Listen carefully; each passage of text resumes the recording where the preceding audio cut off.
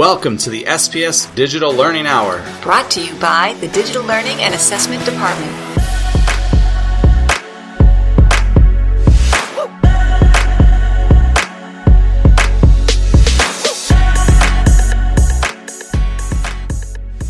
Thanks for joining us. I'm your host, Mike Thomas. And I'm Suzanne Sargis. We're bringing you the latest news in Springfield Public Schools in regards to technology, along with inspiring interviews from teachers who are using technology in the classroom. We'll also inform you of the latest updates, practices, and news as it pertains to our district. Whether you are new to using technology in the classroom or a seasoned vet, we are here to help. Coming up next, in case you missed it.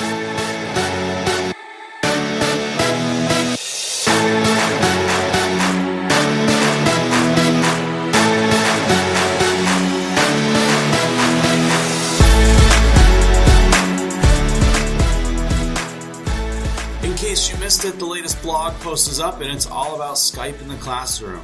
Have you ever wanted to go on a field trip, but you guys don't have the money to do it? Or the time, the resources, or maybe even nowhere to go? Maybe you want to interview authors that are famous from all around the world, or maybe go swim with sea turtles. Well, unfortunately, you can't go and do that yourself, but there is this great tool called Skype in the Classroom, which allows you to do that. So read the blog post, check it out, sign up, and go for it. In case you missed it, as posted on the MySPS OITA page announcements, beginning March 6th, OITA changed a setting on all staff and student computers to make Chrome the default web browser.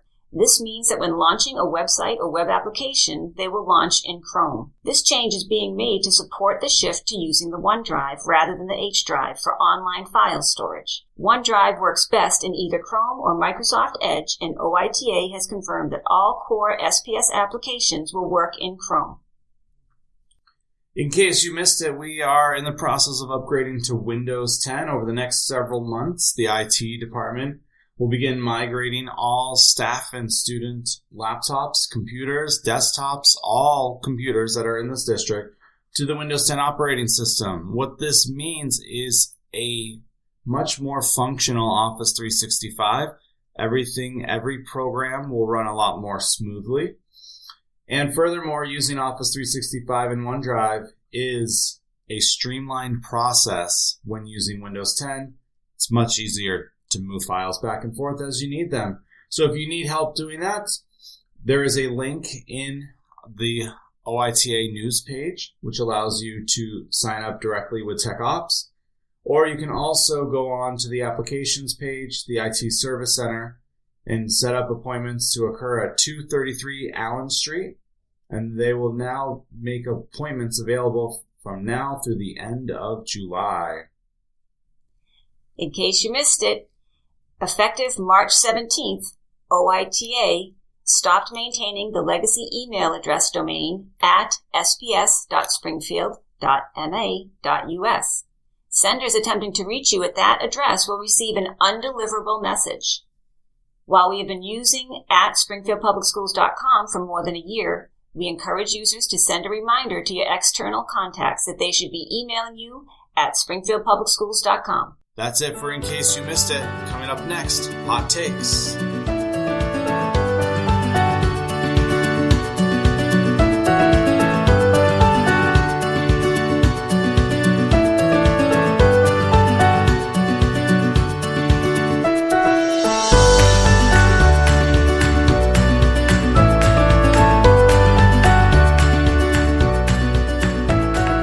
Welcome back.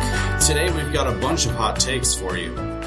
We'll start off with what I have. So my hot take for this week actually has to do with 21st century learning and being college and career ready.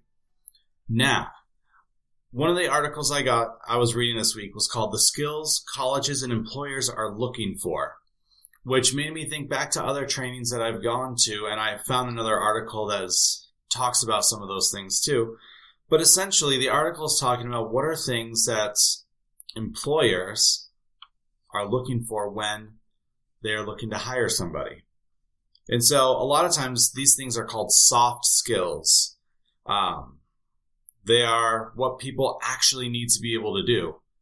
Now, I know that's when it comes to our education, we constantly think of reading, writing, math, social studies, science. Like, we actually think of the content. And a lot of times what employers are looking for, kind of from what I gathered from these articles, was they're looking for people who can take their knowledge and use them in different ways. So some of the things that in the Edutopia article, another great site if you're always looking for things to read, if you have time, of course, they have a list of skills. Communication for internal and external clients, empathy, collaboration, problem solving, initiative, and strong work ethic. So when I think about teaching, I'm like, all right, how do I teach these things? Well, it's not really about, I'm going to go and teach problem solving today. Like, that is something that's developed over time, and it's developed from kindergarten all the way through till you pass away, because you're constantly developing problem solving skills in your lifetime.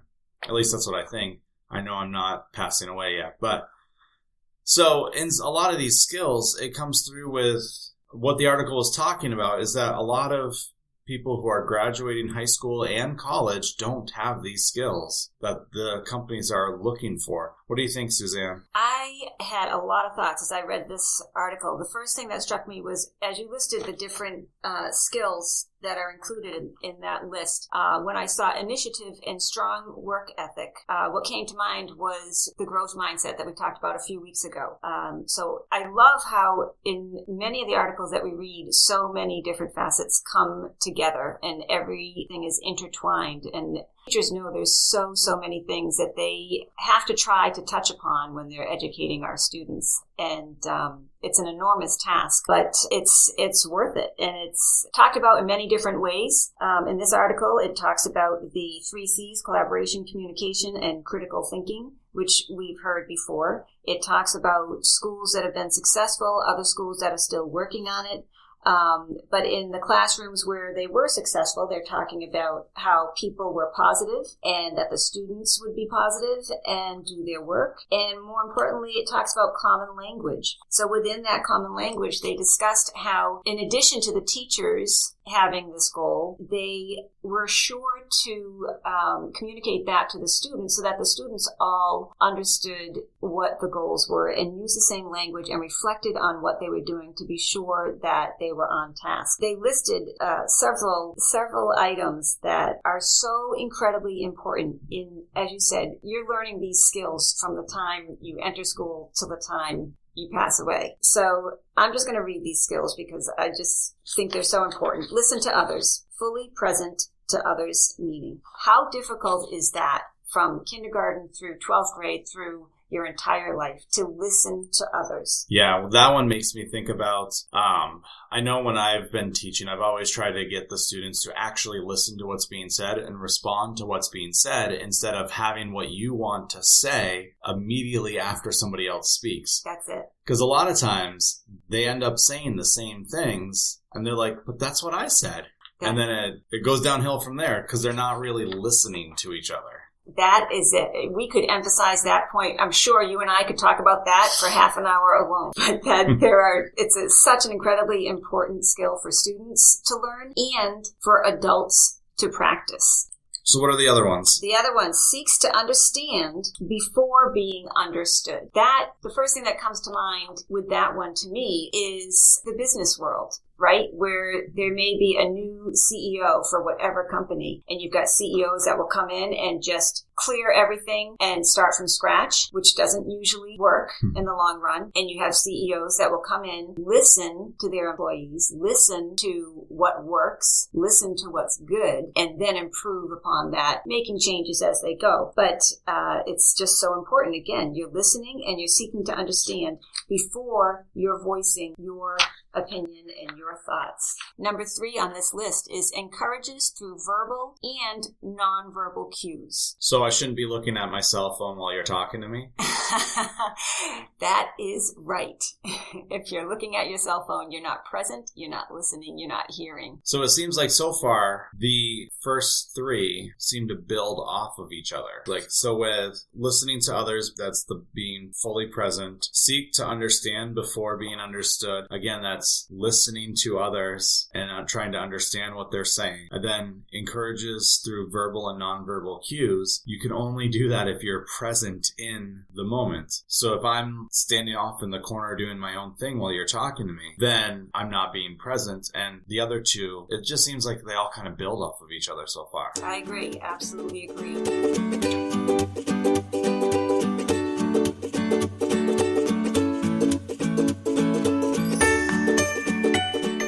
The 4th one on this list expresses ideas and questions in clear and concise language. This one, again, all of these are so important. You can tell just from us listing them off. But the ability to express your ideas in clear and concise language, that takes practice day after day after day and is very difficult for a lot of people. Yeah, many of us, like myself, like to ramble. It's very true. But if we're being clear and concise in what we're saying, we're going to be understood better because the people who are listening in our presence are going to be able to understand what we're saying. Exactly. And I wish I had thought before this recording. What comes to mind right now is a presentation I attended where there was a person speaking from the ELL department, and they were enlightening us as to how people who speak different languages or come from different countries, their thought processes are different and the way they communicate is different. So you have that difference just based on language. Some people are very direct. Some people include certain facts and not others. And other people take that roundabout way to get to their point. So that's intriguing in itself. I could ramble on about that, but I won't. So number 5 on the list is use pitch and tone to express thoughts in an appropriate manner. And then number 6 is mindful of communication skills when having difficult conversations. Those 2, to me, go together. Because you want to make sure your tone is not, like if you are trying to discipline someone, you want to make sure your tone is appropriate. You don't want to have a little snarky tone when you're trying to discipline. Or I just think back to with my kids, like if I'm laughing and trying to tell them to stop what they're doing because it's not safe, what do you think they're going to do? They're going to keep doing it. And so being mindful of the pitch and tone is important when you're trying to have those difficult conversations. No, it's not okay to climb on top of the bookcase after you use the rocking chair to get on top of it and sit there. It's not okay. That happened last night. All of these, there's so much that goes into these 6 points. And again, I could honestly talk about just these 6 for the next half hour. But I think initially many people hear these points and they might say, okay, this applies to kindergarten, first, second grade, those basic communication skills and how to ask questions correctly and be nice to each other. But I think everyone needs to remember that these are skills that are necessary in every grade and necessary in life. And I think in the midst of everything that is required of teachers during the day, there's a certain level of stress. And you're trying to just pack so much in that feeling of being stressed goes on to the students who then know that they need to get certain work done. And I think it's important to try and take a step back and remember to take a breath and think about these soft skills that we also need to teach. So with that, it led me to another article, which was talking about the top 10 soft skills employers look for the most, which I found was interesting. So like after reading that and then reading this, which is what the article called, like, these are the baseline skills that people need to be successful in whatever business they're going into. Number 10 is research. So the ability to do research, and not just like a scientist, but like in everything that you do. I know for our podcast, we've done a lot of research to prepare for each session that we do. When I do the blog, I don't just ramble off the top of my head. I make sure I do research that is going to be applicable to what I'm doing. Same as when I'm cooking at home or I'm trying to find out what's the best car to buy. I don't just walk to any old dealership and say, I want that one, because you don't know anything about that one. It might not be a quality car and you might get into a lemon problem, and then who knows. So the ability to do research. And then there's the computer literacy, understanding how to use the computer and technology. Planning, problem solving. Number 4 was customer service, writing, organizational skills, communication skills. I skipped 2 of them, and it's because I found it strange in this list. So most of these are what we would consider soft skills, things that you kind of learn over time how to do well. You learn how to plan better the more you do it. You learn how to problem solve the more you encounter a problem. You learn customer service skills. You learn how to talk to people. Your writing, everybody needs to be able to write in some fashion or form. You need to be able to stay organized.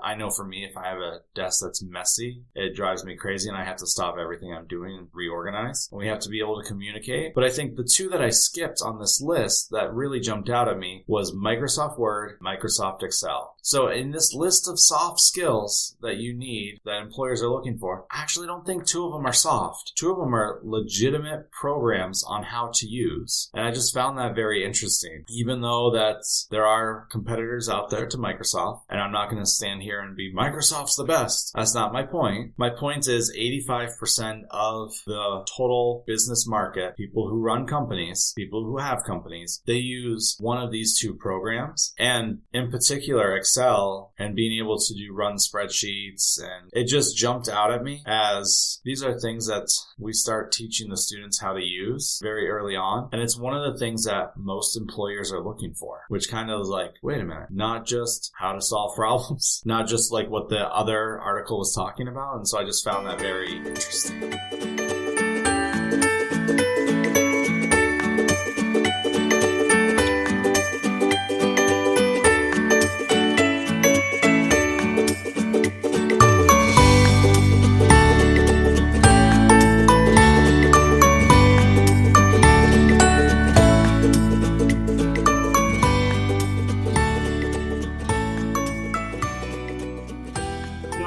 That is very interesting, and when I read it, it didn't jump out at me in the same way, but you're absolutely right. The fact that Word and Excel and even computer literacy is number 9 on this list, it speaks to how critical it is for students to be comfortable with technology and have that familiarity. And specifically on the Excel, in this article, it states, although there are certainly courses in how to use spreadsheets in general, and Excel in particular, far more people are self-taught. So true expertise with spreadsheets is valuable. So in addition to teaching Excel and Word in school, if you're a student who is able to go further than what's presented in the classroom, that's a valuable skill that you can have in the job market.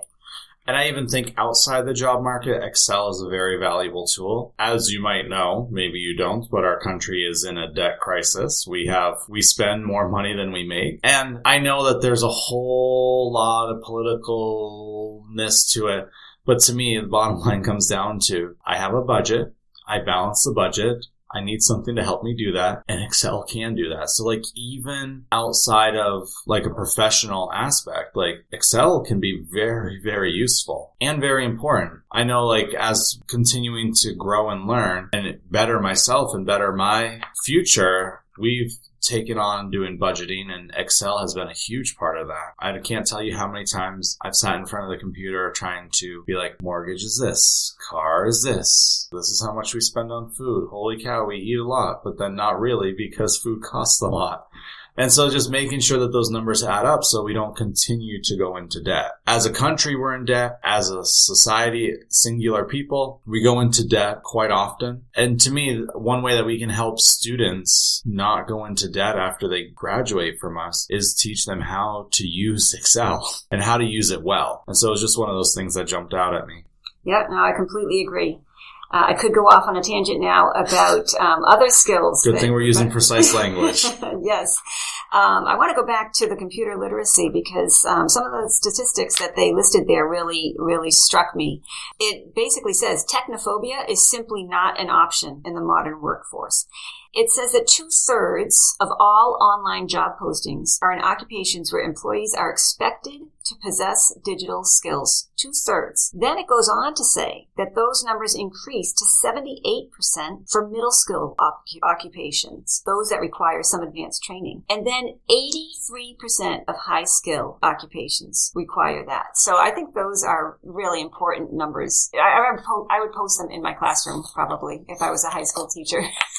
So all jobs are looking for some sort of digital literacy. The more you want to progress in your job, the more literate you have to become. That is a good point. And if I were a high school teacher, I'd post something like that too, because it would help me remind my students, and it helped the students be reminded of why we're doing what we're doing, why they're spending so much time learning how to use Brightspace, why they're spending so much time learning how to use Microsoft 365. And so again, that is good too. Exactly. I did want to speak to two other points in this article, Mike. It was a great article. Number 10, research. I was so glad you spoke about research in the manner that you did, because I think that's probably how 90% of people think when they hear that word research. Exactly what you described. Researching the best car to buy, researching, whatever it is, what we grew up as knowing research. I loved in this article how it says that employers, when they think of research, they're thinking about people who can find things out, people who can sort out fact from fiction and separate what's important from the background noise. That's huge. I think there are many people, again, who just get bogged down in details that aren't important to the main mission. And it really helps me understand. My daughter's a freshman in college right now, and a big thing that they talk about at this college is research. And my daughter will say, research? I don't care about research. I don't care about research. But to read about it this way, the ability to sort out what's important from what's not important, that makes sense to me. Yeah, and even like how to do your job well. That does tie in, though, to number 3 with the writing. The fact that writing is the second most demanded skill in engineering and IT. That, again, jumped out at me because I think there are a lot of people who are very comfortable using technology and know how to use Adobe, know how to use Excel, know how to do what they need to do. But the ability to communicate that to someone else in a way that they understand is just priceless. And whether it's verbally communicating that or writing a document or a manual, that is just, again, very, very important. And the people who are able to do that definitely have an advantage in the job market. So if you want to know more about this, you can check out the links that we'll include once this is all up on Stitcher and iTunes and all that. Otherwise, you can send us an email message at DLA support to find out more information about these soft skills that we're talking about.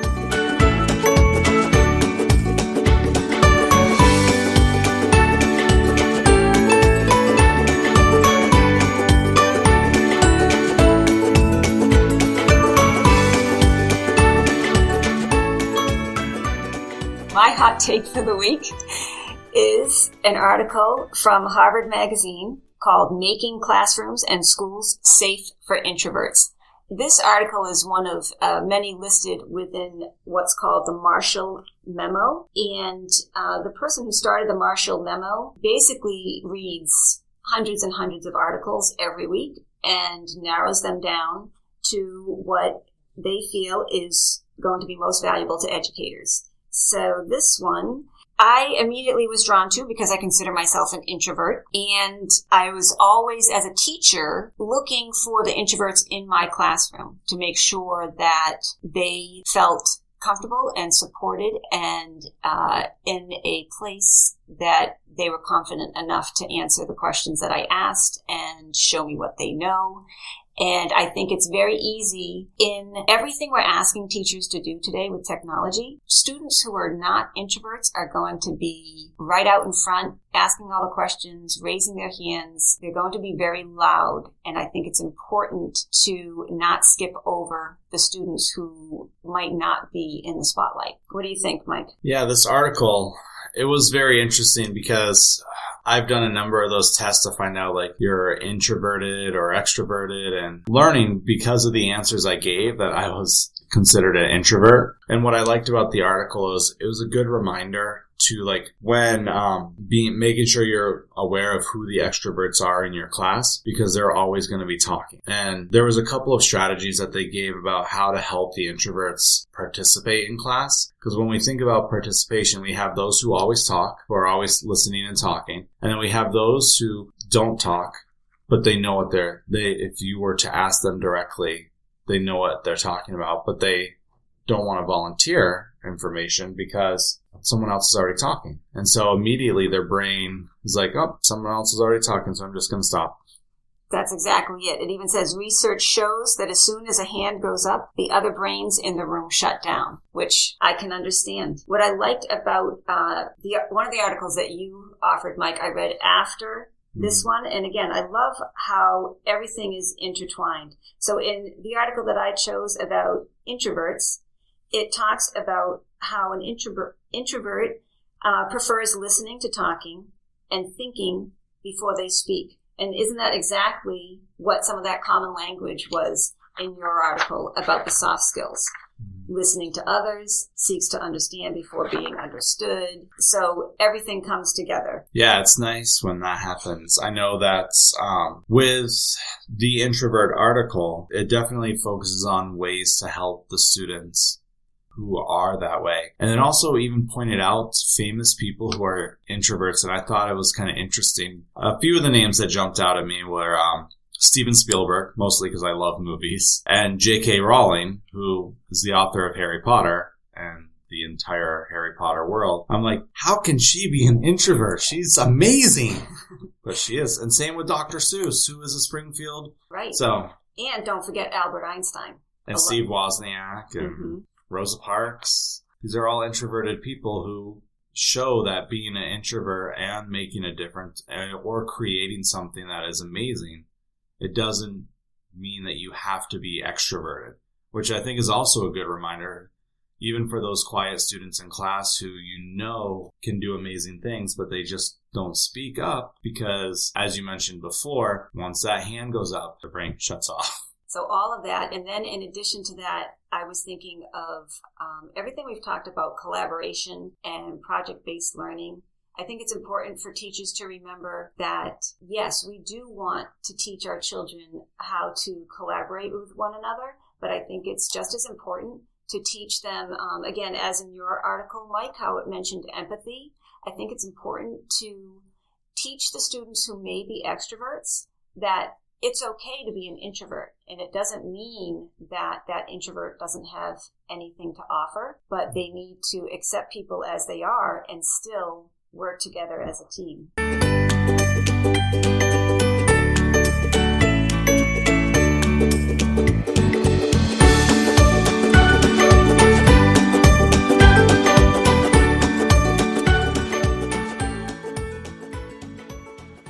In addition to helping our students work together in a project, being aware of how everyone is different, I think it's important for teachers to encourage individual as well as team projects. There will be those students who, for various reasons, don't feel comfortable being part of a group. And although we want to encourage them to speak up and to work on their communication skills, we also need to allow them to work individually, which now that we have Brightspace, there are a lot of options for teachers in giving those students opportunities to really show what they know in ways that are probably beyond our comprehension at the time or the teacher's expectations. And if you give them that platform, I'm sure they would surprise you. Yeah.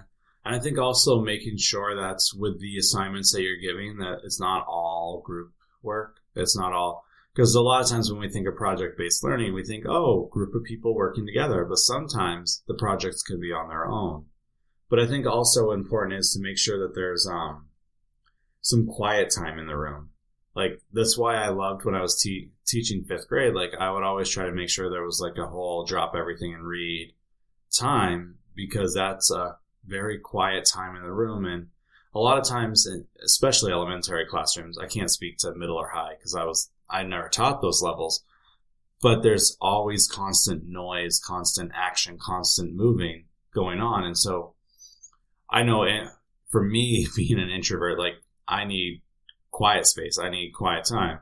Like, I would even if I ate lunch in with the teachers, or if I ate lunch in my classroom, I would put headphones on. I would put sound blocking music on, so just I could have that quiet space for myself. So I imagine that's one of the things I probably could have done better, is making sure that I had more quiet time in the room. Exactly. And it's not easy, right? Because there's so much that teachers do every single day. And people recharge differently. As you said, you need quiet time.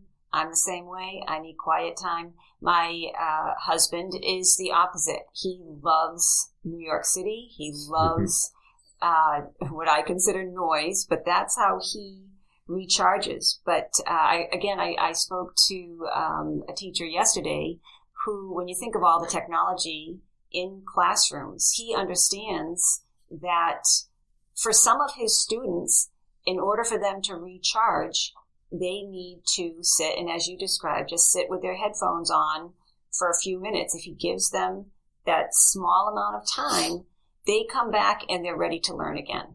So even with technology in all of the classrooms, teachers need to think about different ways that their students need to recharge so that they can learn better, whether that's a quiet spot in a separate place in the room or a different room, or putting those headphones on, or watching a video unrelated to what they're learning that day. The other thing that I do want to mention before we go is that introverts have strong powers of concentration. So maybe they can help some of the students in your classroom that may be struggling with those concentration skills. They're also very empathetic and reflective. So how much do we talk about reflecting on what we've learned? So instead of calling on that student that always has their hand up, maybe it's time to take a couple minutes, and it's that introvert that is going to end up offering the key advice for the day and reflecting on what they've learned. Yeah, I mean, I can think of a way that Brightspace could actually be used for that, is setting up either a blog that is more of like a journal between the teacher and the student, or setting up private discussion boards. I think the way it would be done is like a group discussion board with a group of one. So then every person would have their own discussion thread that they would be able to see, and there would be a place for them to add responses to. So I can see how Brightspace could actually help in that area. Right. So if you are looking for ideas as to how Brightspace can help you reach every student in your classroom, let us know. Reach out to DLA support. Feel free to ask any and all questions, and we can brainstorm with you to use Brightspace to its fullest capacity. That's it for our hot takes today. Coming up next, our interview with Sean Fitzgerald.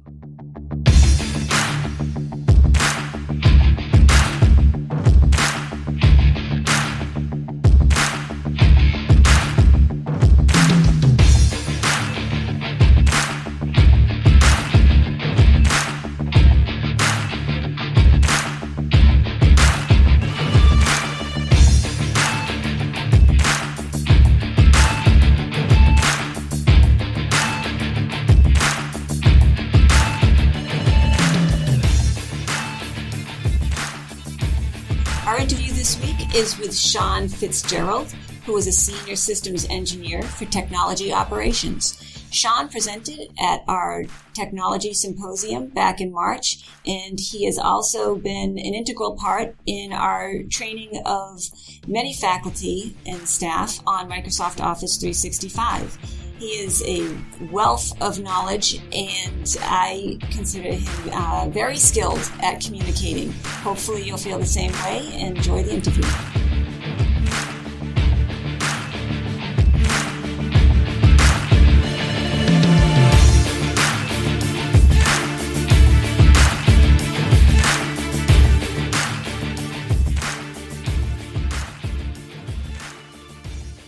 My name is Sean Fitzgerald. I'm a Senior Systems Engineer for the Springfield Public School System, and today I was presenting Office 365 related material. So what are you hoping people get out of your presentation today? So my presentation has a lot of information in a small period of time. So what I'd like for them to take away with at least is just the understanding of what tools will be made available to them in the near future. And hopefully they'll want to learn more about those tools. And then for us to provide them the tools to be able to learn those apps and other tools. So based on your experience so far with Office 365 and interacting with teachers, what do you think is one of the better tools that Office 365 has? The one tool, or one of the tools that gets teachers very excited is the ability to share between all users, whether it be student or staff. The ability to just right-click a document and share it out to a user has seemed to interest a lot, on top of the fact of all the other tools like Yammer for social connection with other teachers, and things along those lines of Office 365 connection to Brightspace where they can access their documentation. There's a lot of, the ecosystem is working well together where you'll be able to access everything within everything. So the goal is to be able to give them one location where they can get to everything they need to get to throughout their school. In your position, have you seen any pushback from teachers of, I don't understand this and I don't want to do it? Of course, you're going to have a pushback for something that's new. People get used to what they get used to. You learn to do your job a certain way for so long. It's hard, I guess, to say, to teach an old dog new tricks. So what we have to do is make it as easy and as less threatening to them to want to learn, and for them not to be scared of these tools and to want to embrace them. So in your position, you get to see some of the things that Microsoft is doing down the line. Is there anything that you see that you think would really excite teachers? There's a couple tools that they'll be introducing coming down the line that I think will get teachers interested. One tool that we have that's going to be coming down the line will be Microsoft Classroom, and it's attached to Microsoft Classroom Notebook, which is a place where they can get to their classrooms, be able to hand out assignments, be able to correct grades, be able to give tests. It's almost limitless of the tools they'll have inside of Microsoft Classroom to be able to hold their whole classroom digitally if they wanted to. So that's a tool that I think could be useful without them having to manually upload anything other than what their actual lessons are. Their roster and their classrooms will already be up there when they start working on the tool. Microsoft Stream is another tool that I think in the future could be useful. It's basically their equivalent of a YouTube setup where they can get their own channel and host their own videos. So if a teacher in high school is doing videos with a classroom, they can put their videos up there, or if a teacher has videos that they want to show to their class that they've created, they could do that as well. Another way to have us also communicate with them is to be able to put how-to videos up there for them to be able to watch videos on how to, say, set up your email for the first time or how to connect to a printer for the first time. So those are things that we want to try to do going forward to help make those tools useful to themselves and to others. I am on Windows 10 right now, as I know I should. I was reluctant to have my computer updated to Windows 10 for the same reason as you stated earlier, that I was used to things operating the way they were. I knew an update was going to change my world. And it did take a little time for me to get used to the new arrangement. But what can you say to others out there who are reluctant to have that update done? How long does it take? Why should they do it? So there was a big growing pain going from Windows 7 to Windows 8 because of the drastic change. And that soured a lot of users on moving up to the next experience because they thought it would be another change that they would take them a while to get used to. Luckily, I think with Windows 10, Microsoft has done a very good job giving you the feeling of what you've been used to with Windows XP and Windows 7, while also incorporating things in Windows 8 that they liked, as far as the social aspect and being able to search your whole computer. The big upgrade for Windows 10 and why I would advise most users to get up there will be the access that it has to Office 2016, which is the newest and latest version of Office that ties directly into Office 365. With that said, basically you can work on your local Office in Office 2016 and save directly to your OneDrive from your Office product. You can't do that on the older Offices, whether it be Windows 2013 on Windows 8 or Windows 2010 on Windows 7. So that'd be one of the biggest reasons I would have a user upgrade, is that way they can save documents directly from Word or Excel to their OneDrive without having to worry about dragging it to their desktop and then dragging it up to the OneDrive. It's a seamless transition right to your OneDrive folder. The other thing is there's going to be a lot of applications and a lot of other programs that will work better in the Windows 10 environment because these companies are developing these apps specifically going forward on Windows 10. So they're not necessarily going backwards and developing. So any new features, any new fixes, they'll probably be on the Windows 10 side versus the Windows 8 or 7 side. So it's going to be useful for you in many ways to get up to Windows 10. I know it will be a little jarring. They actually, in the next coming update in May timeframe, they're going to have an option to set your computer to look more like Windows 7 and Windows XP as far as the start menu goes. So they're giving you tools as well to kind of make you more comfortable with Windows 10, but still work with inside Windows 10. And what does a teacher need to do in order to have their computer updated to Windows 10? So there's a couple different ways, and right now that we have set up. Right now, if you have a laptop that is a Dell laptop and or a Lenovo T430U, you can come in, or you can go and schedule an upgrade for your laptop on the my.springfieldpublicschools.com website. So all you have to do is go to the IT self-service page, set up an appointment for a laptop, set up what time works for you, come in, make sure your documents are backed up previously before coming in. It'll make it a lot easier for everybody involved. And then it's about a 10-minute process, and you'll be walking out with a brand new laptop with Windows 10. Now, unfortunately, if you're not available for an upgrade laptop, there is the option to have your operating system upgraded. So in the same thought process, you go to my.springfieldpublicschools.com and go to the IT self-service.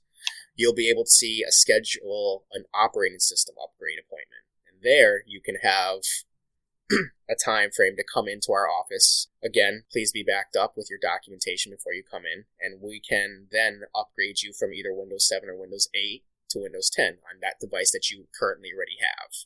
So we have a couple ways to, and eventually down the line we might come up with new ways to be able to try to make the process faster, because we want to get everybody up to Windows 10 as fast as possible. So with thinking about, this is the second time you've presented at the symposium, and people have walked away with new skills in Office 365 and with Microsoft. For those who have not come today, what would you want to say to them?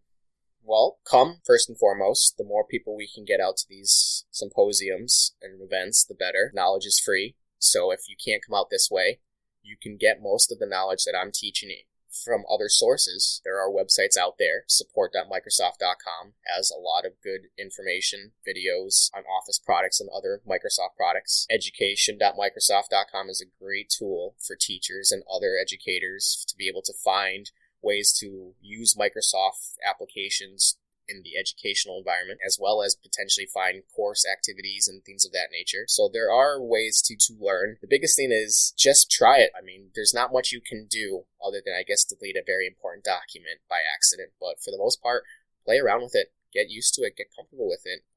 You'll learn that it's not as scary as you might think it is. Change can be hard sometimes, but sometimes change is good as well. So if you can't get it from here, please, by all means, go look online. If you have a tech coordinator in your building, talk with them. They also have a lot of the information that we pass along at these meetings. So it's out there. Just look for it. Well, we want to thank you for your time today. And if I break my laptop right now, can I get a new one? We're working on something where we're going to make the turnaround process a little quicker for users, so they don't necessarily have to wait 2 weeks to 2 months to get their laptop back, depending on the fix. So keep that in mind, that hopefully down the line we should be able to have a process that's a little faster for you guys to get up and running, because we know how much you need your laptops.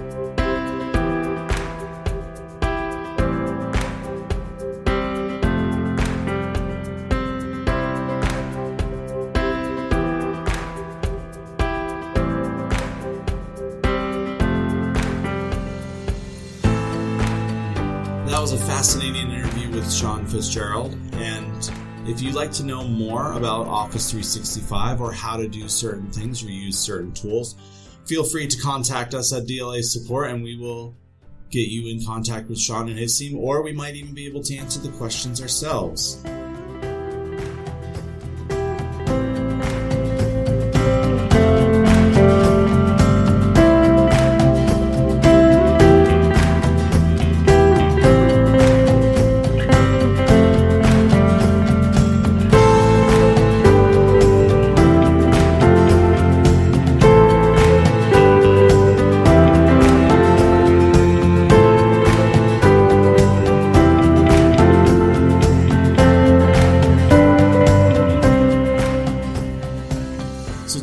question of the week is, what are your thoughts on Office 365? So email your answers to DLA support at springfieldpublicschools.com.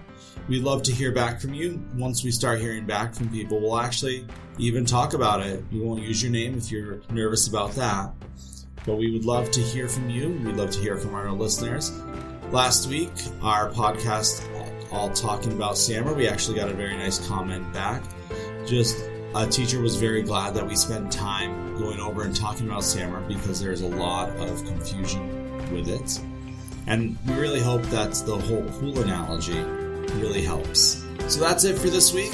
I'm Mike Thomas. I'm Suzanne Zargis. We'll see you next time.